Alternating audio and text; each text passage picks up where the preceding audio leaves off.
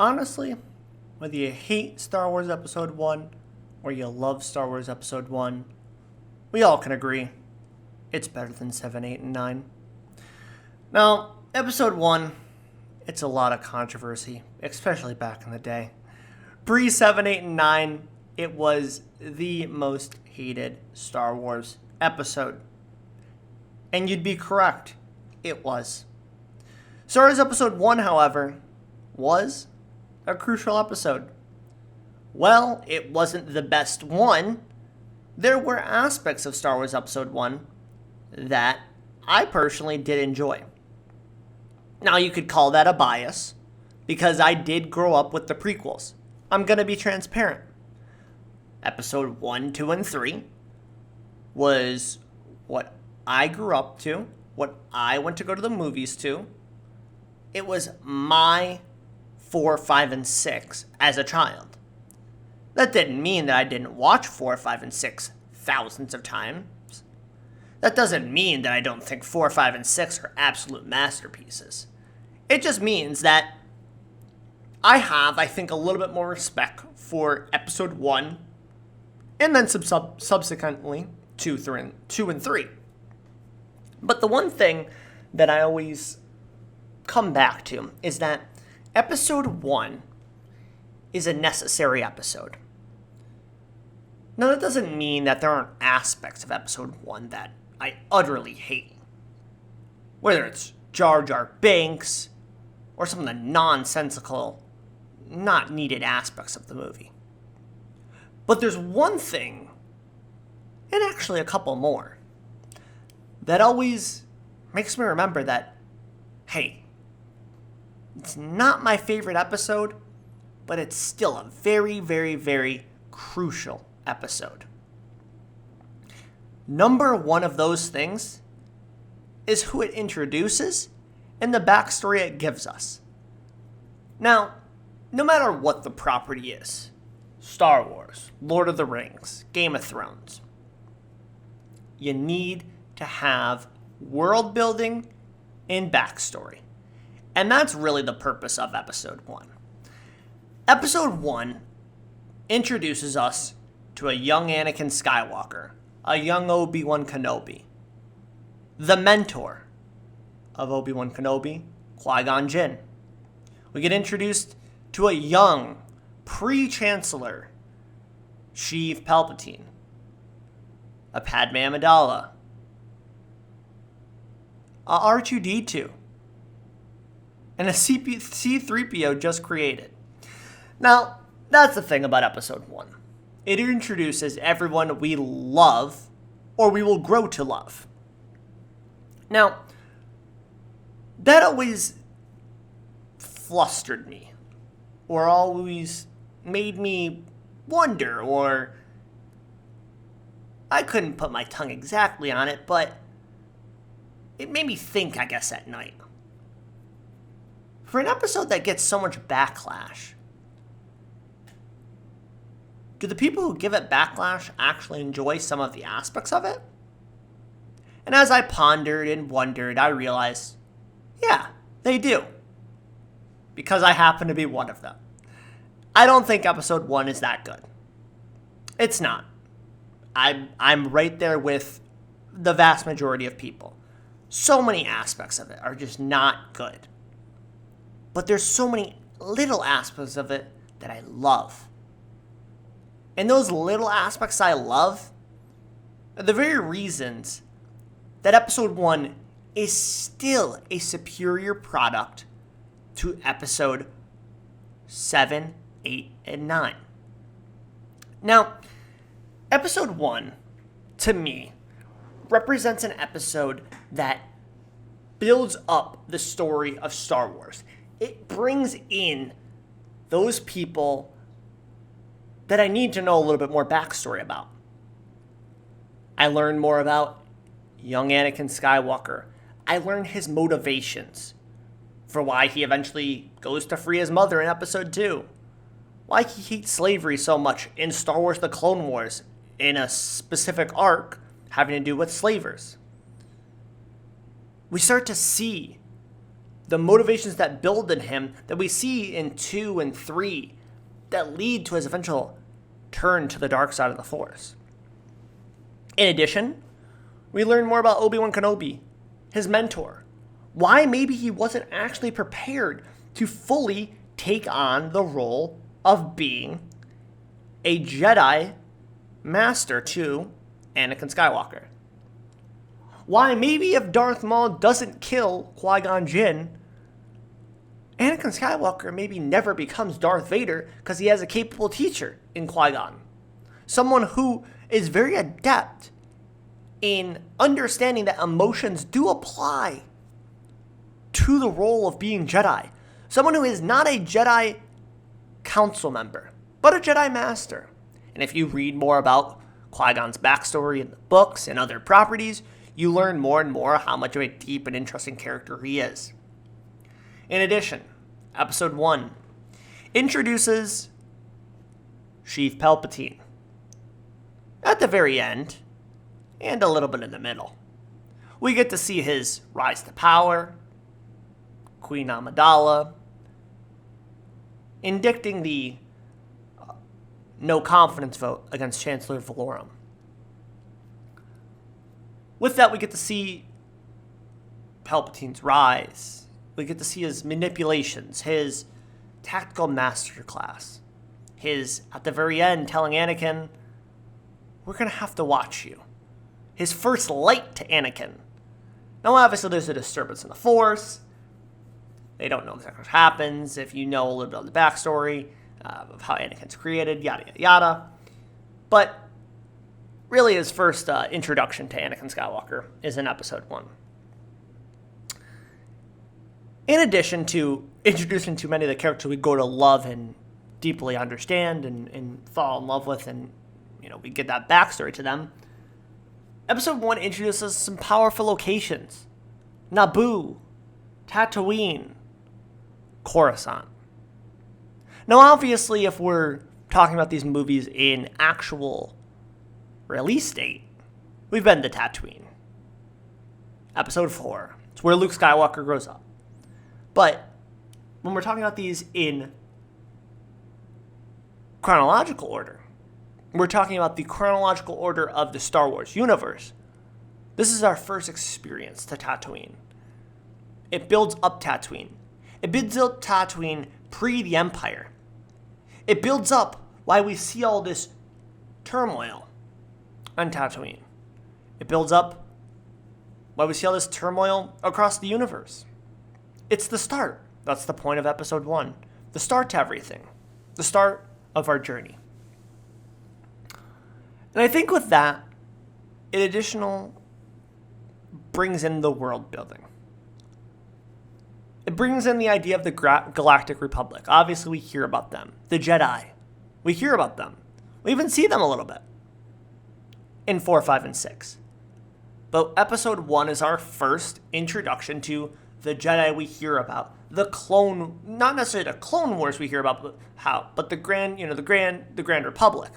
Episode 2 will introduce us to the clones, and that gives us our reference back to Episode 4, where Luke Skywalker and Obi-Wan are sitting in Obi's house, and they're talking about the Clone Wars. My father, your father fought in the Clone Wars. Oh, my father, yeah. But introduces us to the Republic. We get to see Coruscant, the senators, the Senate. And honestly, that's really the purpose of the episode.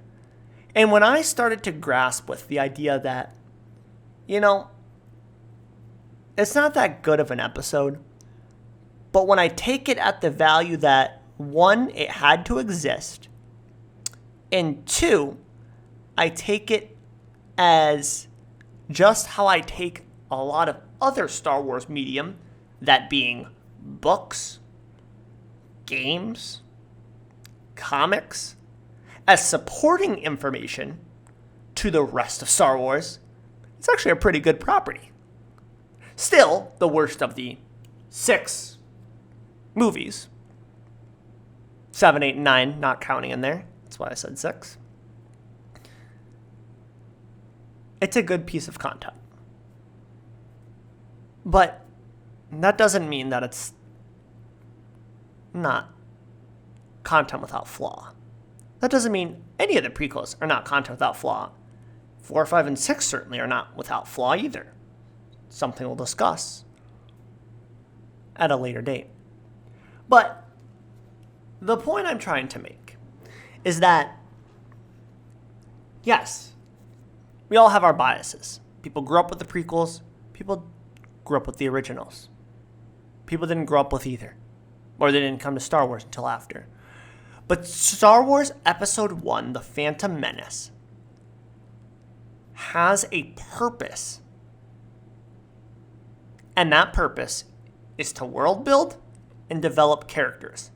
And when you think of that and use Star Wars Episode 1 in that manner, trust me, it becomes a lot better of an episode. And it starts to become a lot better of a property that you add to the entire Star Wars universe. And I think that's the one thing that I often see people not do. Obviously, there's the critique on it, and you've got to critique. I'm not saying that you don't critique a movie and you give it a pass or anything like that. God, no. Absolutely not. I don't give any passes to 7, 8, and 9. But what I'm saying is that Episode 1, yes, of course it could have had improvements. However, I don't know, you can't, as much as we all hate him, Jar Jar, he does have a vital role eventually in Episode 2 with the emergency powers to the Chancellor. And if you're a conspiracy theorist, Darth Jar Jar, I don't subscribe to that, but just saying. But the main thing is that the movie, yes, could have been potentially shot better, could have been told a little bit better, but just some of the things that I hear of, well, the prequels, they just sucked. But the problem is, I understand that bias. If I was to have grown up with 4, 5, and 6, obviously that's going to be your original, and they are very different films. But I don't know that they suck, especially because of how they build up. But I think one of the most important things to do with 1, 2, and 3 is that you have to look at it in a different light. Originally, Episode 4 was supposed to be a self-contained story. With 1, 2, and 3, they're one movie. Obviously, they're 3 movies. You see them at different times. They're made at different times, but they're really meant to be watched pretty much one after the other. And that's what I learned with 1, is that you view it like that, it builds in, you get the knowledgeable information you need, you get the backstory, and then it builds into the rest of the Star Wars universe. And then it's a pretty good property. And that's the thing that I think always gets lost a lot of times, especially with Star Wars Episode 1, is it gets discredited because of things like Jar Jar. Things like it's not as good.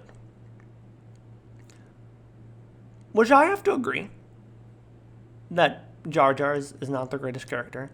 But I don't discredit that. Like I said, I take the approach of looking at it from a aspect of using it as supporting information.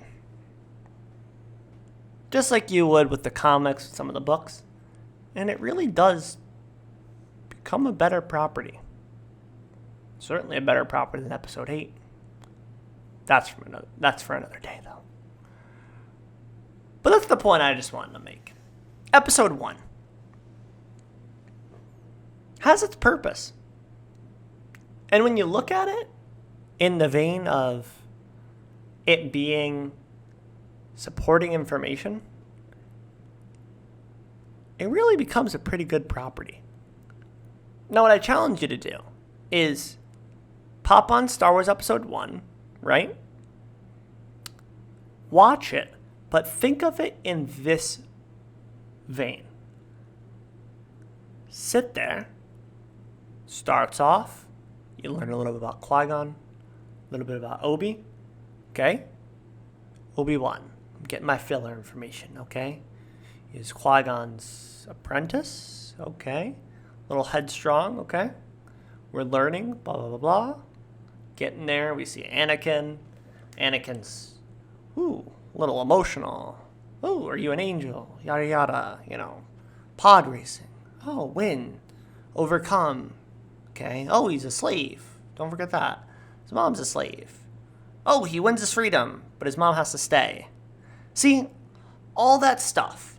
Now we take that and we look at episode 2 and 3, 4, 5, and 6. Obviously, episode 2, he goes back there to try and free his mom, fights against the Tusken Raiders, kills all them, leads him further past on the dark side.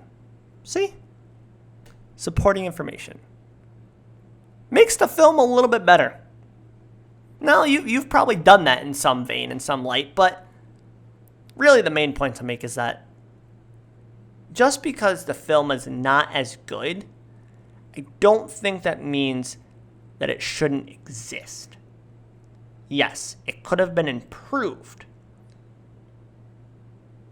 But what I challenge, and I've challenged myself with this, is there's probably ways to make that story better. But how would you make that story better? Because I think all the information that's displayed in episode 1 needs to be there. And a lot of people say, well, let's rewrite it to do this, this, this. I think how it is giving us a Star Wars story we want. If you rewrite it, do you get the same story as we get now? I don't know. That's not a question we're going to answer today, though.